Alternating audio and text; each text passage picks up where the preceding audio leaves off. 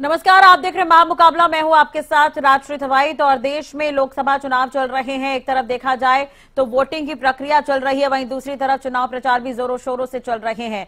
किस नेता ने कहां किया चुनाव प्रचार, कहां दिया बयान, और बयानों के क्या कुछ है पलटवार, इस कार्यक्रम में हम आपको दिखाएंगे। तो चलिए शुरू करते हैं हमारा ये खास कार्यक्रम।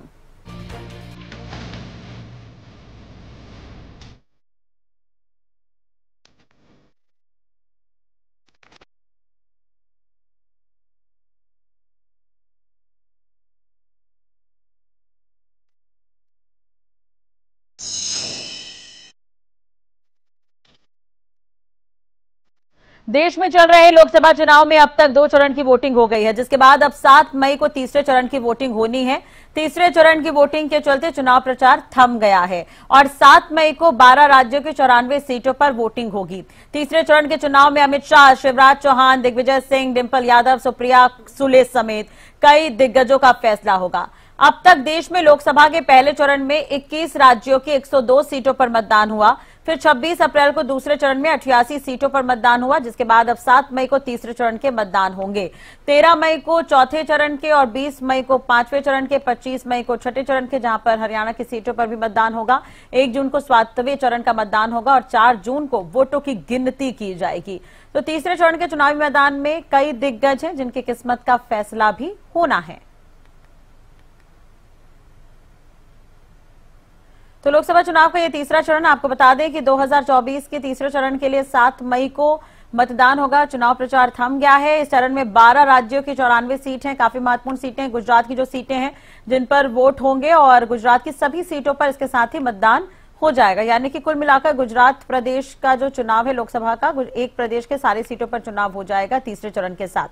4 जून को यहां पर वोटिंग की गिनती होनी है। इस बार कुल 1351 प्रत्याशी मैदान में है। तो तीसरे चरण में कहां मतदान है वो भी हम आपको ग्राफिक्स के जरिए बता रहे हैं। असम की 4 सीट है, धुबरी, कोकराझार, और बिहार की 5 सीट है, जिसमें झंझारपुर, सुपौल सीट है, अररिया भी है, मधेपुरा भी है, खगड़िया सीट भी महत्वपूर्ण है। छत्तीसगढ़ की 7 सीटें हैं, जांजगीर, सरगुजा, रायगढ़, कोरबा, बिलासपुर, दुर्ग, रायपुर। छत्तीसगढ़ की ये 7 लोकसभा सीट है। दादरा और नगर हवेली यानी कि 1 लोकसभा सीट है जहां पर चुनाव जो है होना है। दमन दीव में भी 1 लोकसभा सीट है, दमन और दीव पर, जहां पर वोट डाले जाएंगे तीसरे चरण में। 7 तारीख को ये वोटिंग होगी। गोवा के 2 लोकसभा सीट है, उत्तरी गोवा और दक्षिण गोवा, जहां पर तीसरे चरण में मतदान होगा। गुजरात की 25 लोकसभा सीट है जहां पर ये वोट डाले जाएंगे, और इसी के साथ ही गुजरात की जितनी भी सीट है वहां पर चुनाव तीसरे चरण के साथ ही खत्म हो जाएगा। गुजरात की 25 लोकसभा सीट है, राजकोट भी है जिसमें पोरबंदर भी है, जामनगर है, जूनागढ़ है, अमरेली, ये महत्वपूर्ण सीटें हैं। कुल मिलाकर 25 लोकसभा सीटों में गुजरात में वोट डाले जाएंगे। और वडोदरा भी इसमें शामिल है, छोटा उदयपुर, भरूच, बारडोली, नवसारी, वलसाड भी इसमें शामिल है। तो तीसरे चरण में जहां जहां मतदान होने वो हम आपको ग्राफिक्स के जरिए बता रहे हैं। कर्नाटक 14 लोकसभा सीट है जहां पर मतदान होने हैं। बीजापुर, गुलबर्गा, रायचूर, बेलगाम, बागलकोट, चिक्कोड़ी ये सीट है जहां पर कर्नाटक में तीसरे चरण में मतदान होना है। बीदर, कोपल, बेल्लारी, हावेरी, धारवाड़, उत्तर कन्नड़ और दावड़गिरी, शिमोगा, ये तमाम सीटें हैं जहां पर कर्नाटक में तीसरे चरण में मतदान होगा। मध्य प्रदेश की 8 लोकसभा सीटें काफी अहम है। मुरैना, भिंड, ग्वालियर, गुना, सागर, विदिशा, भोपाल, राजगढ़, ये तमाम सीटें काफी अहम है जो मध्य प्रदेश की 8 सीट है जहां पर वोट डाले जाने हैं। बारामती, रायगढ़, धारशिव, लातूर, ये महाराष्ट्र की 11 लोकसभा सीट है जहां पर मतदान होना है तीसरे चरण के लिए। तो तीसरे चरण में जहां जहां मतदान होंगे वो आपको ग्राफिक्स के जरिए बता रखे हैं। इसके अलावा महाराष्ट्र की अगर हम बात करें तो सांगली, रत्नागिरी, कोल्हापुर और हटकनंगले जो ये जगह है यहां पर भी मतदान होना है तीसरे चरण में। उत्तर प्रदेश की 10 लोकसभा सीट है, काफी अहम है ये। आगरा, फतेहपुर सीकरी, हाथरस, संभल, और चुनाव प्रचार हालांकि थम गया है तीसरे चरण का। अब मतदान की बारी है। तो तीसरे चरण में 7 तारीख को वोट डाले जाएंगे। फिरोजाबाद में भी मतदान होगा। मैनपुरी, एटा, बदायूं, आंवला, बरेली, ये तमाम सीटें हैं जहां पर मतदान होना है। तो तीसरे चरण में जहां जहां मतदान होंगे वहां आपको ग्राफिक्स के जरिए बता रहे हैं। और तीसरे चरण के जो दिग्गज हैं वो भी आप देख सकते हैं ग्राफिक्स के जरिए। गांधीनगर से अमित शाह प्रत्याशी हैं और सोनल पटेल कांग्रेस की प्रत्याशी इनके बीच सीधा मुकाबला देखने को मिलेगा। अगर मध्य प्रदेश की विदिशा की बात करें तो शिवराज सिंह चौहान पूर्व मुख्यमंत्री मध्य प्रदेश के बीजेपी प्रत्याशी हैं। इस बार प्रताप भानु शर्मा के साथ इनका मुकाबला देखने को मिलेगा, कांग्रेस प्रत्याशी हैं। गुना की सीट भी काफी अहम है मध्य प्रदेश में। ज्योतिरादित्य सिंधिया जो कि अभी सेंट्रल मिनिस्टर भी हैं, बीजेपी प्रत्याशी हैं। यादवेंद्र सिंह जो कि कांग्रेस प्रत्याशी, उनके साथ ही मुकाबला देखने को मिलेगा। दिग्विजय सिंह चुनावी मैदान में है, कांग्रेस प्रत्याशी है। डोडमल नागर बीजेपी प्रत्याशी है राजगढ़ से, तो राजगढ़ में भी इनके बीच सीधी टक्कर है। जो दिग्गज हैं चुनावी मैदान में वो हम आपको ग्राफिक्स के जरिए बता रहे हैं। डिंपल यादव मैनपुरी से प्रत्याशी है समाजवादी पार्टी की, और इनके बीच सीधा मुकाबला देखने को मिलेगा। चलो इसी खबर पर ज्यादा जानकारी और चर्चा के लिए बात करेंगे। हरियाणा न्यूज के पॉलिटिकल एडिटर अमित तिवारी हमारे साथ जुड़ गए हैं। अमित जी, एक तरह से देखा जाए तो तीसरे चरण का जो प्रचार है वो खत्म हो गया है, काफी दिग्गज हैं इस बार तीसरे चरण में, और सबसे अहम बात यह है कि गुजरात की सारी सीटों पर मतदान हो जाएंगे तीसरे चरण के साथ ही। तीसरे चरण के मतदान को, वोटिंग को लेकर और क्या कुछ समीकरण है, क्या कुछ कहेंगे इसे लेकर? देखिए राष्ट्रीय, सबसे महत्वपूर्ण है कि गुजरात की जो आपने बताया कि 25 सीटों पर एक साथ मतदान होने जा रहा है, और उसमें भी देश के गृह मंत्री अमित शाह, देखिए गांधीनगर भारतीय जनता पार्टी की पारंपरिक सीट रही है। यहां से 2019 में भी चुनाव लड़ा था अमित शाह ने, और अब दोबारा से इस बार भी 2024 में उन्होंने यहां से ताल ठोक रखी है और वे चुनाव मैदान में उतरे हुए हैं। इससे पहले लालकृष्ण आडवाणी भारतीय जनता पार्टी के दिग्गज नेता यहां से अपना भाग्य आजमाते थे। और गुजरात की ही एक अन्य सीट की बात करें जिसने 2019 में सबसे ज्यादा बड़ी जीत का रिकॉर्ड नवासारी सीट से बना था, उस पर भी मतदान जो है वो होना है। गुजरात की ही यह सीट है जहां से मतदान 7 मई को होगा। तो देखिए पहले 2 चरण में 190 सीटों पर मतदान हो चुका है। 102 पर पहले चरण में हुआ और 88 सीटों पर दूसरे चरण में हुआ, और अब 93 सीटों पर चुनाव होने जा रहा है, जिसमें महत्वपूर्ण बात यह है कि जम्मू कश्मीर की भी एक सीट थी राजौरी की, जिसे बाद में उसकी तारीख बदल दी गई है, वो आगे चुनाव होगा। तो ऐसे में केंद्र शासित 2 प्रदेश हैं जो अगर दादर नागर हवेली और दीव दमन की बात करें तो, और साथ साथ दूसरे राज्य हैं। और एक और महत्वपूर्ण सीट जो महाराष्ट्र की बारामती सीट, पूरे देश की निगाहें इस सीट पर लगी है। देखिए एनसीपी का वो गढ़ कही जाती है, लेकिन इस बार जो है वो शरद पवार की पुत्री सुप्रिया सुले पहले भी जीतते रही हैं। इस बार उनका अपनी ही भाभी अजीत पवार की पत्नी सुनेत्रा पवार से उनका मुकाबला होने जा रहा है। तो यह भी एक दिलचस्पी भरा मुकाबला यहां देखने को मिलेगा। और साथ साथ मध्य प्रदेश की देखिए विदिशा सीट है, राजगढ़ से दिग्विजय सिंह भाग्य आजमा रहे हैं, गुना से ज्योतिरादित्य केंद्रीय मंत्री हैं वे भाग्य आजमा रहे हैं, और साथ साथ शिवराज चौहान वे भी चुनाव मैदान में उतरे हुए हैं। और एक और भी अगर दिग्गजों की बात कर रहे हैं तो उत्तर प्रदेश की जो सीटें अगर बात करें अखिलेश यादव की प्रभाव वाली सीटें, उनकी धर्मपत्नी खुद डिंपल यादव चुनाव मैदान में मैनपुरी से उतरी हुई है। उनके भी भाग्य का फैसला जो है वो 7 मई को ईवीएम में कैद कर देंगे मतदाता। इससे पहले वे कन्नौज से चुनाव लड़ती रही थी। और खासतौर पर अगर उत्तर प्रदेश की 10 सीटें, और देखिए उत्तर प्रदेश की तो बात करें तो सभी 7 चरणों में उत्तर प्रदेश में चुनाव होना है। बड़ा राज्य है और काफी महत्वपूर्ण भी है। और हिंदी पट्टी के लिहाज से और भारतीय जनता पार्टी की राजनीति के लिहाज से उत्तर प्रदेश काफी महत्वपूर्ण है, इसलिए इसे 7 चरणों में चुनाव का कार्यक्रम यहां रखा गया है।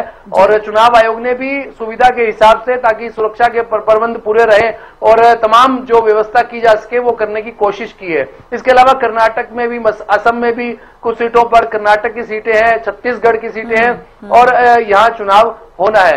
राष्ट्रीय देखिए दिग्गजों के भविष्य का फैसला जो है वो ईवीएम में कैद 7 मई को तीसरे चरण में इन क्षेत्रों में कर देंगे। लेकिन एक और भी बात जो महत्वपूर्ण बात जो है, 2 चरणों में जिस प्रकार का चुनाव देखने को मिला, मतदान प्रतिशत में गिरावट आई थी, और एकाएक देखिए 11 दिन बाद पहले चरण को लेकर जिस प्रकार का चुनाव आयोग का स्टेटमेंट आया, 6% मतदान प्रतिशत बढ़ने की बात उन्होंने जानकारी दी, तो वह सवालों के घेरे में आ गया था। तो इस बार चुनाव आयोग की तरफ से कोशिश तो लगातार देखिए की जा रही है, मतदाताओं को जागरूकता उनमें लाई जा रही है और कोशिश की जा रही है कि ज्यादा से ज्यादा मतदान हो। 7 मई को जहां चुनाव होना है वो एक तरह से गर्म इलाके, वहां काफी गर्मी पड़ती है, और इस भीषण गर्मी में मतदाताओं को घरों से निकालना एक बड़ी चुनौती चुनाव आयोग के सामने, नेताओं के सामने, जो चुनाव मैदान में उतरे हुए 1351 प्रत्याशी है, उनके लिए एक बड़ी चुनौती का काम है। और इसके लिए वे जुटे हुए हैं। मतदान प्रतिशत पहले 2 चरणों में देखिए उनके हिसाब से काफी कम रहा, जिस हिसाब का जागरूकता कार्यक्रम चलाया गया था। तो इस बार कोशिश है कि मतदान प्रतिशत बढ़े और कोई विवाद भी न रहे आंकड़ों को लेकर भी। और एक और महत्वपूर्ण बात राजश्री, देखिए चुनाव आते हैं तो कई तरह के मुद्दे, कई तरह के आरोप प्रत्यारोप, बयानबाजियों का दौर चलता है। तो 2 चरणों में तो अगर बात करें, पहले चरण तक तो संकल्प पत्र भारतीय जनता पार्टी का और कांग्रेस के न्याय पत्र को लेकर चर्चा थी। दूसरे चरण में आते आते मुद्दे बदल गए और तीसरे चरण के चुनाव को देखिए तो न केवल कांग्रेस की ओर से और भारतीय जनता पार्टी से भी एक अलग तरह से ही जो बयानबाजियों का दौर देखने को मिला है, जहां शहजादा वर्सेस शहंशाह की लड़ाई चल रही है। एक तरह से राहुल गांधी पर इफेक्ट रहता है, ये तो खैर देखने वाली बात होगी। बहुत बहुत शुक्रिया अमित जी बातचीत करने के लिए, जानकारी देखने के लिए। तो तीसरे चरण में अब जो है वोट है वो 7 तारीख को डाले जाने हैं और तमाम सीटों पर जो दिग्गज होने लेकर हम चर्चा कर रहे थे।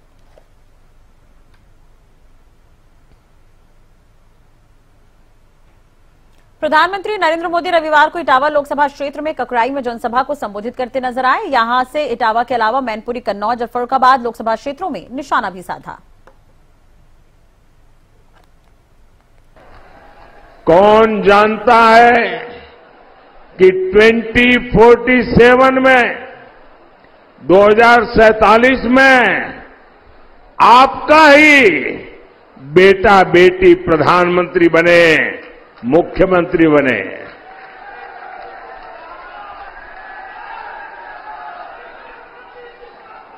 शाही परिवार का वारिस ही पीएम सीएम बनेगा। ये कुप्रथा इस चाय वाले ने तोड़ दी है। साथियों, आपको पता होना चाहिए 75 साल पहले जब देश का संविधान बना, उस समय देश के विद्वान लोग संविधान बना रहे थे तो हमारे संविधान निर्माताओं ने कहा था कि धर्म के आधार पर आरक्षण नहीं होगा। बाबा साहब आंबेडकर ने कहा था, अरे खुद नेहरू जी ने भी कहा था कि धर्म के आधार पर आरक्षण नहीं होगा। लेकिन अब सपा, कांग्रेस, ये सारी कंपनी एससी, एसटी, ओबीसी का आरक्षण छीनकर उसे धर्म के आधार पर बांटना चाहते हैं। भाइयों और बहनों, सपा कांग्रेस की खोटी नीयत का हिसाब बहुत लंबा है। आप याद कीजिए, 5 साल पहले कांग्रेस का शाही परिवार चुनाव के समय मंदिर मंदिर घूम रहा था। कोई कहता था इस कोने में मंदिर है, अरे बोलो चलो भाई। कांग्रेस के शहजादे ने तो कोट के ऊपर जनेऊ तक पहन लिया था। लेकिन इस बार मंदिर के दर्शन बंद, कोट के बाहर टंगा जनेऊ उतर गया। इतना ही नहीं, 500 साल बाद एक ऐतिहासिक पल आया। पूरा देश भव्य राम मंदिर बनने से खुश हुआ, लेकिन इन्होंने प्राण प्रतिष्ठा का निमंत्रण भी ठुकरा दिया। केंद्रीय गृह मंत्री अमित शाह ने आंध्र प्रदेश में चुनाव प्रचार किया। प्रचार के दौरान एक रैली को संबोधित करते हुए अमित शाह ने कहा कि देश में आम चुनाव के पहले 2 चरणों में नरेंद्र मोदी शतक लगा चुके हैं। मुझे यहां आते वक्त दिल्ली के पत्रकारों ने पूछा, आप आंध्र प्रदेश में टीडीपी और जनसेना से अलायंस किया है, आपके अलायंस का मकसद क्या है, उद्देश्य क्या है? भाइयों बहनों, मैं आज इस सभा में मोदी जी, चंद्रबाबू जी, भारतीय जनता पार्टी, टीडीपी और पवन कल्याण के अलायंस का हम अपराध को आंध्र प्रदेश से एक गुंडागर्दी और अपराध को समाप्त करने के लिए अलायंस किए हैं। ये रैंपेंट करप्शन को समाप्त करने के लिए अलायंस किया है। आंध्र प्रदेश से लैंड माफियाओं को समाप्त करने के लिए झज्जर की बेरी में सीएम नायब सिंह सैनी ने कांग्रेस के घोषणा पत्र पर कटाक्ष करते हुए कहा कि कांग्रेस के पास मुद्दा नहीं है और कांग्रेस लोगों को गुमराह कर धारा 370 को वापस लाना चाहती है। कांग्रेस के पास मुद्दा नहीं है। अरे उनका जो विजन है, उनका जो घोषणा पत्र है, घोषणा पत्र के अंदर बोलते हैं हमारी सरकार आएगी, हम धारा 370 को दोबारा फिर लागू करने का काम करेंगे। यहाँ बेरी की सरदारी बैठी है, मेरी मातृशक्ति बैठी है। 2014 से पहले उस धारा 370 के कारण किस प्रकार आतंकवाद पूरे देश को भाइयों एक भय के डराने के उसमें किस प्रकार से भोली भाली जिंदगियों को लील जाता था, परंतु उनकी आंख नहीं खुली। आज फिर जब देश में सुरक्षा का माहौल है, ये अपने मैनिफेस्टो में बोलते हैं कि हम धारा 370 को वापस करेंगे। भाइयों, मैं आप लोगों से पूछना चाहता हूं, क्या धारा 370 वापस होनी चाहिए? मैं पूछना चाहता हूं, मातृशक्ति भी बैठी है, क्या धारा 370 वापस होनी चाहिए? भाइयों, इस बात का निर्णय अब ये देश करेगा। जो लोग इस प्रकार से देश के अंदर समस्या को समस्या बना करके लोगों को डरा करके वोट लेने का काम करते रहे हैं, अब ये देश इनकी बातों को समझ चुका है। वहीं सीएम सैनी ने विपक्षी दलों पर पलटवार करते हुए जेजेपी पर भी निशाना साधा है। उन्होंने कहा कि दुष्यंत चौटाला देखे जेजेपी को कितनी सीटें मिलेगी। वहीं मुख्यमंत्री ने कांग्रेस को भी आड़े हाथ लिया। ये पहले दुष्यंत चौटाला ही देख लें कि मैं कितने सीटों के ऊपर प्रत्याशी खड़े किए हैं और कितनी का आएंगी, कितनी को वोट लेंगे। कहा है कि कांग्रेस के लोग जिस प्रकार से उन्होंने प्रत्याशी उतारे हैं और नीचे उनको कोई जन समर्थन नहीं मिल रहा है और कई प्रत्याशी तो बीच में छोड़ करके भागने वाले हैं। जिस प्रकार से राहुल गांधी अमेठी से भागा वायनाड से अब भाग लिया रायबरेली की तरफ। और जो पार्टी का मुखिया होता है और पार्टी का मुखिया वो कभी कहीं भागता है, कभी कहीं भागता है, भागने में लगा हुआ है। तो जब उसकी स्थिति ऐसी होगी तो कांग्रेस की नीचे स्थिति क्या होगी वो भी। अरविंदर सिंह लवली के बीजेपी में शामिल होने पर कैबिनेट मंत्री कंवरपाल गुर्जर ने खुशी जाहिर करते हुए कहा कि अरविंदर सिंह लवली ने बेहद अच्छा काम किया है। इस दौरान कंवरपाल गुर्जर ने सवाल उठाते हुए कहा कि ऐसा योग्य व्यक्ति भला कांग्रेस में कैसे रह सकता है। बहुत ही समझदारी का काम किया। ऐसा योग्य व्यक्ति जो था वो कांग्रेस में रहता, मैं तो अपने आप सूत्र था कि इतना योग्य व्यक्ति कांग्रेस में कैसे है। ऐसी पार्टी जिसके पास कोई दिशा नहीं है। तो मैं नहीं समझता कि अरविंदर सिंह लवली जी के लिए वहां की जगह थी, कोई स्पेस उनके लिए था। तो मैं उनको बहुत बहुत बधाई दूंगा, बहुत बहुत शुभकामनाएं दूंगा और मैं बेहद खुश हूं कि उन्होंने भारतीय जनता पार्टी ज्वाइन की। इसी प्रकार से जो रवनीत सिंह बिट्टू है पंजाब के, मैंने उनको कई बार सुना, उनके जो राष्ट्रवादी बयान थे, मैं उनको सोच रहा था कि कांग्रेस में कैसे रह रहे। कांग्रेस तो वैसे ही ऐसे राष्ट्रवादी आदमी को बाहर निकाल के कर देगी। और आज टाइम आ गया कि उन्होंने भी छोड़ के भारतीय जनता पार्टी ज्वाइन की। तो मुझे दोनों ही जो लीडर थे वो थे तो कांग्रेस में, लेकिन मेरी मनपसंद थे और आज वो भारतीय जनता पार्टी में बेहद खुश हूं। करनाल की सब्जी मंडी में भगवान परशुराम जन्मोत्सव के अवसर पर भव्य कार्यक्रम का आयोजन किया गया, जिसमें पूर्व सीएम मनोहर लाल, पूर्व केंद्रीय मंत्री मनोज शर्मा और राज्यसभा सांसद कार्तिकेय शर्मा समेत कई गणमान्य लोगों ने शिरकत की। कार्यक्रम को संबोधित करते हुए पूर्व सीएम मनोहर लाल ने 25 मई कांग्रेस गई का नारा लगाया। आने वाला 25 मई हरियाणा का, ये सबको ध्यान रखना है। खास करके करनाल लोकसभा में आपका अपना मनोहर लाल प्रत्याशी है और करनाल विधानसभा में ये जो स्थानीय करनाल की विधानसभा की इकाई, इसके अंदर अपने मुख्यमंत्री श्री नायब सिंह सैनी वो यहाँ प्रत्याशी होंगे। इसलिए उस दिन हम ज्यादा से ज्यादा संख्या में यहाँ वोट डलवा करके और 4 जून को एक प्रकार का निर्णय जो परिणाम आए, उस परिणाम में सब लोगों की तरफ से एक ही बात आए कि 4 जून आई, भाजपा भाई यही बात मन में रखनी चाहिए। 25 मई कांग्रेस गई। आज देश की स्थिति पिछले 10 वर्षों में माननीय प्रधानमंत्री मोदी जी के नेतृत्व में जितनी प्रगति हुई है उतनी पिछले 50 वर्षों में नहीं हुई। मुझे याद है पिछले 10 वर्ष पहले आप लोग बहुत वहां पर आए हुए थे। आपको याद होगा कुरुक्षेत्र में बहुत बड़ा हमने एक मार्च के महीने में फंक्शन किया था 2014 में। मैंने तब भी यही कहा था कि देश का भविष्य जो है मोदी जी के हाथों में सुरक्षित है। आज से लगभग 1.5 साल पहले जब परशुराम महाकुंभ का आयोजन हो रहा था तो मुझे कुछ लोगों ने बोला समाज के आकर कि कुछ समाज के लोगों में नाराजगी है। मैं लोगों के बीच में गया, मैंने उनसे बात की, उनकी भावना समझने की कोशिश की। मैंने समझने की कोशिश की कि क्या बात है। तो मुझे पता चला कि जो बात वो कह रहे हैं वो तो सही पटल पे सही जगह पे किसी ने रखने का काम ही नहीं किया। तो मैंने भगवान परशुराम जी के महाकुंभ के माध्यम से वो सही पटल पर माननीय मुख्यमंत्री जी के सामने वो बात रखी, अपनी 13 डिमांडें रखी और मुझे बहुत खुशी है कहने में कि माननीय मुख्यमंत्री जी ने वहीं से स्टेट से ही वो 10 मांगे मांगने का काम किया।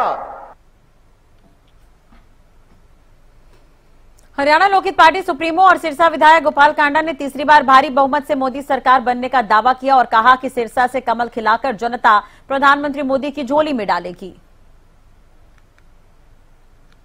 क्या लग रहा है कि माहौल किस तरह का? माहौल एक तरफा है, लोगों ने मन बनाया हुआ है मोदी जी के साथ देने का, कि मोदी जी के हाथ में ये बागडोर दें और यहाँ से कमल के फूल का बटन दबाएंगे और मोदी जी की झोली में जाके गिरेगा। और ये तो वैसे भी संत महात्माओं की धरा है सिरसा, तो सनातन धर्म को मानने वाले लोग हैं यहाँ, तो यहाँ की जीत एक बहुत बड़ी जीत होगी। देश सच्चाई के साथ चल रहा है क्योंकि उनको लग रहा है कि बहुत वर्षों के बाद जिन्होंने राज किया, जो भगवान राम को नकारने वाले लोग और ये मानने वाले, ये डिफरेंस चल रहा है और कुछ नहीं है कि सरकार सनातन धर्म की रक्षा करने वाले के साथ है। जनता सब उनका साथ दे रही है और बहुत ही भारी बहुमत से तीसरी दफा मोदी जी की सरकार बनेगी। तो जनता के हाथ में है, पर मन लोगों का बना हुआ है कि हमने सिरसा बाबा सरसाईनाथ की नगरी के लोग भी इस बात से कतई पीछे नहीं रहेंगे क्योंकि वो भी ऐसी सरकार को ही, ऐसे प्रधानमंत्री को ही चुनना चाहेंगे और पिछली बार से ज़्यादा वोटों से जीत होगी अब की बार, इस बात में कोई दो राय नहीं। रही बात कांग्रेस की, तो लोग कह रहे हैं कि कांग्रेस से ये कैंडिडेट है वो है, उनको भी लोगों ने देखा हुआ है। मुझे तो कोई एक काम भी वो मुझे नहीं लग रहा कि बता पाएंगे भी मैंने ये करवाया सिरसा के लिए कभी, तो सिरसा वाले क्यों वोट देंगे। जनता पार्टी अब भी हैं, हम एनडीए के सहयोगी हैं, एनडीए में ही पार्टी है, हरियाणा की एकमात्र पार्टी हरियाणा लोकहित पार्टी है। 4.5 साल जिनके साथ रहे आज उनके बारे में ही गलत बोलते हैं। कल परसों मैंने अजय सिंह जी को पहली दफ़ा ऐसी शब्द बोलते हुए सुना हमारे पूर्व मुख्यमंत्री जी के बारे में। ऐसी बात आदमी इतने टाइम तक जब साथ रहे तो नहीं बोलनी चाहिए। मैं तो ये कहूँगा कि ऐसे शब्द उनको नहीं बोलने चाहिए उनके।